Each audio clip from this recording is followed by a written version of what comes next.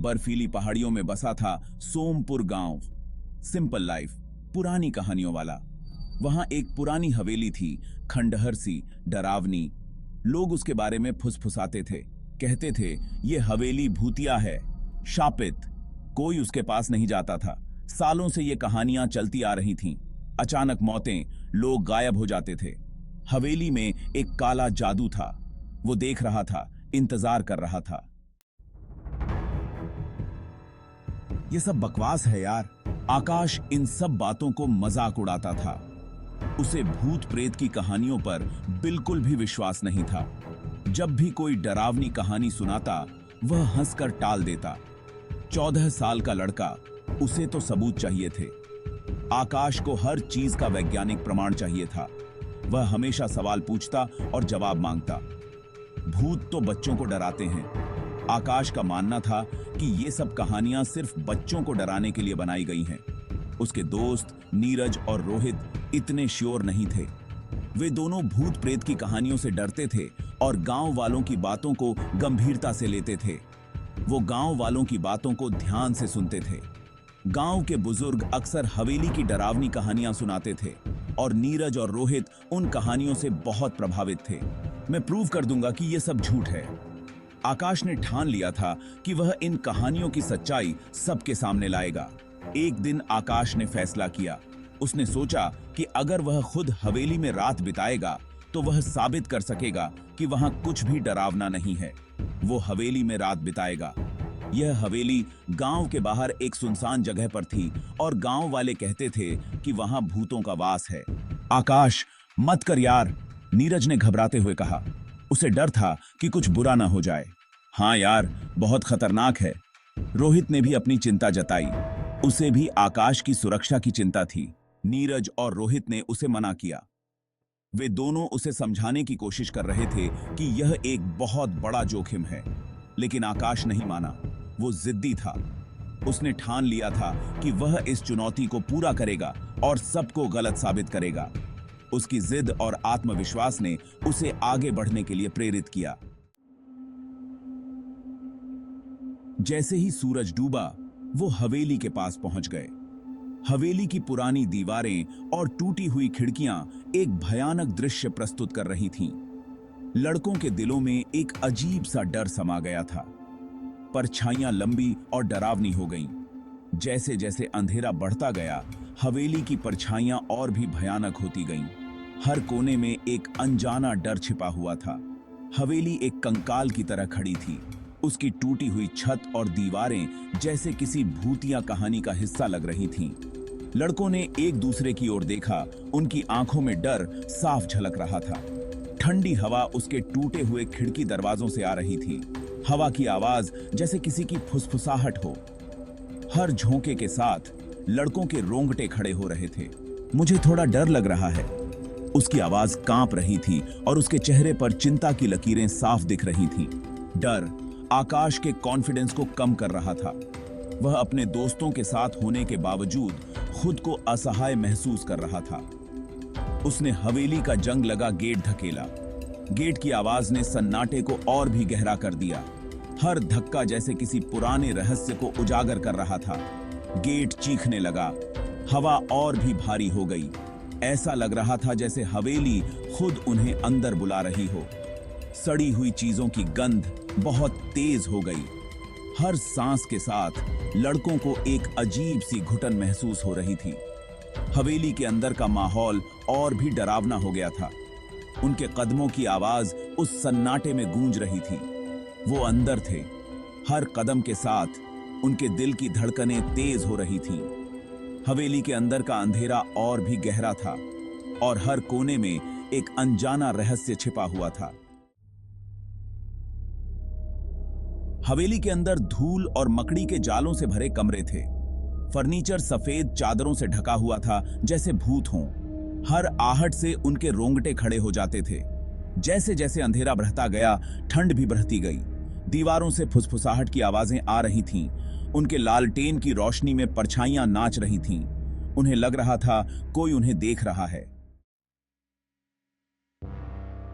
उन्हें एक कमरा मिला जो साफ और व्यवस्थित था। दीवार पर एक खूबसूरत औरत की तस्वीर थी। उसकी आंखों में गहरी उदासी थी।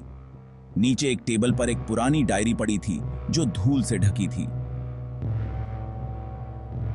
डायरी में एक रास्ता लिखा था जो हवेली से जंगल में जाता था, बहुत पुराना रास्ता, एक सीक्रेट जगह, अंधेरे और फुसफुसाहट से भरी हुई, रहस्यमयी।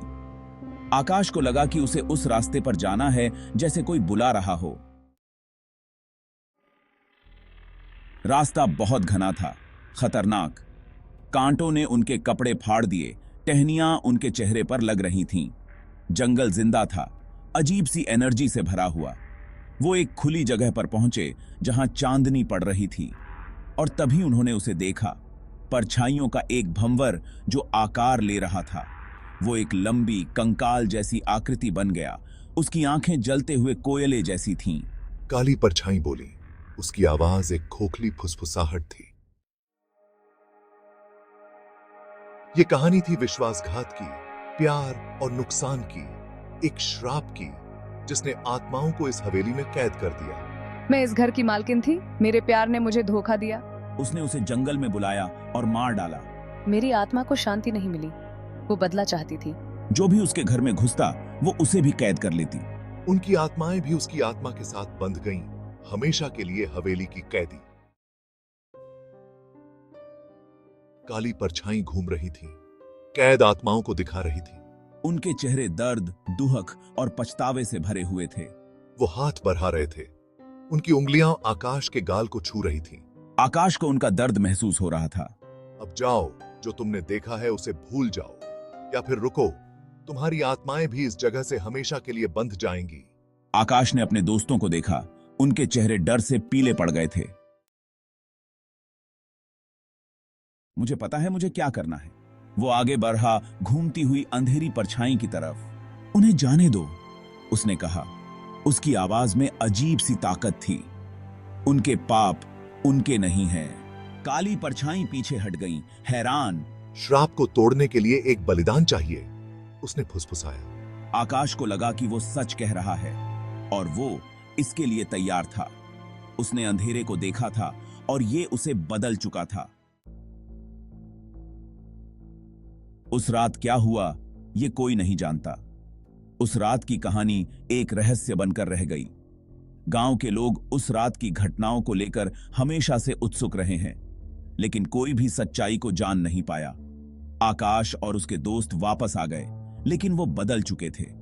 उनके चेहरे पर एक अजीब सी गंभीरता थी, जैसे उन्होंने कुछ ऐसा देखा हो जो उन्हें हिलाकर रख दिया हो।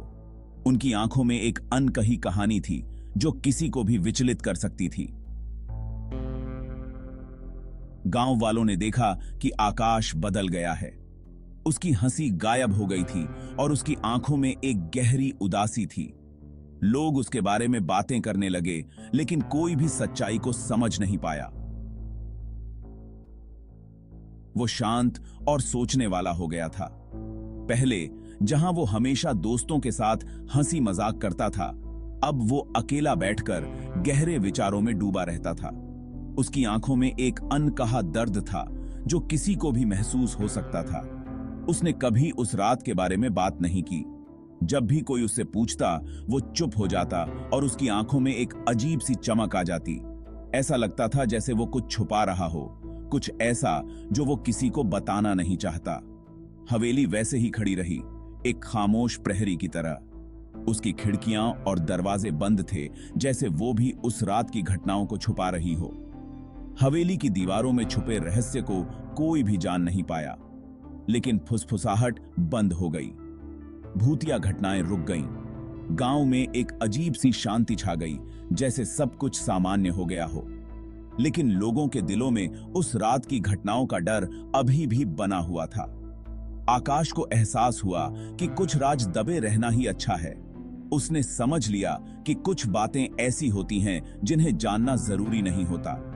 उसने अपने दिल में उस रात की घटनाओं को दफन कर दिया और आगे बढ़ने की कोशिश की। कुछ पहेलियां सुलझाने के लिए नहीं होती, कुछ रहस्य ऐसे होते हैं जो हमेशा रहस्य ही बने रहते हैं। आकाश ने यह सीख लिया कि हर सवाल का जवाब जानना जरूरी नहीं होता और कुछ बातें अनकही ही अच्छी होती हैं।